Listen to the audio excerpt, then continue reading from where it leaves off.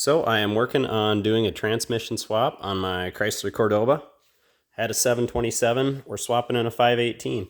Got this built last winter, doing 2800 stall converter with a lockup, which will be really nice for highway cruising, yet I'll still have the performance of a stall converter. So I wanted to shoot a couple videos here of what I'm up against, what you might be up against if you decide to do this.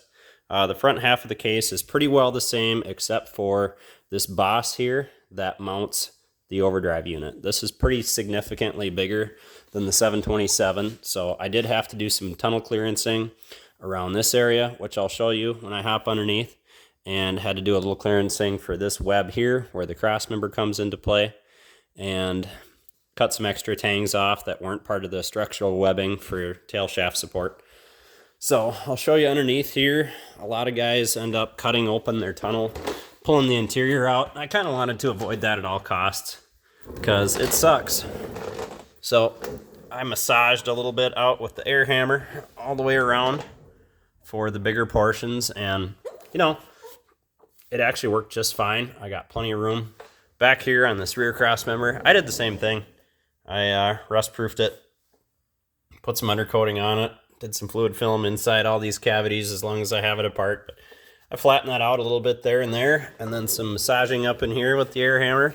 And I have plenty of clearance, didn't have to pull my interior out, didn't have to cut, didn't have to weld, didn't have to monkey around with all that stuff.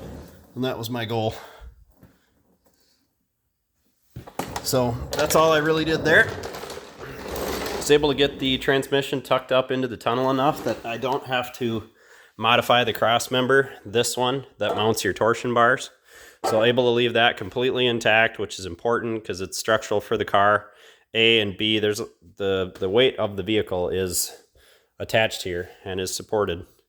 So I'm going to have to mod my original cross member, original transmission mount, I should say.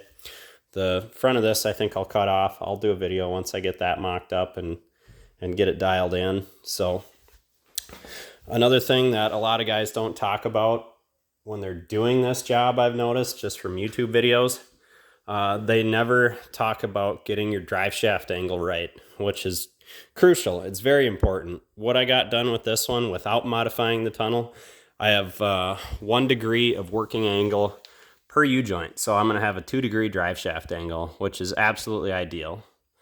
Just enough to get the U-joints to flex just a little bit and make them work, but well within the realm to have no vibration. So I'll probably take a video on that. It's very simple, actually. You just need to download an angle finder app on your phone, put your yoke in the output shaft of the transmission, have the transmission supported where it needs to be, measure that, and then stick your phone against the rear pinion on the rear differential with the weight of the car sitting on the axle like I have here. So pretty easy to measure. And then once you have your transmission where it needs to be to get your drive shaft angle, then you can go ahead and do your clearancing like I did.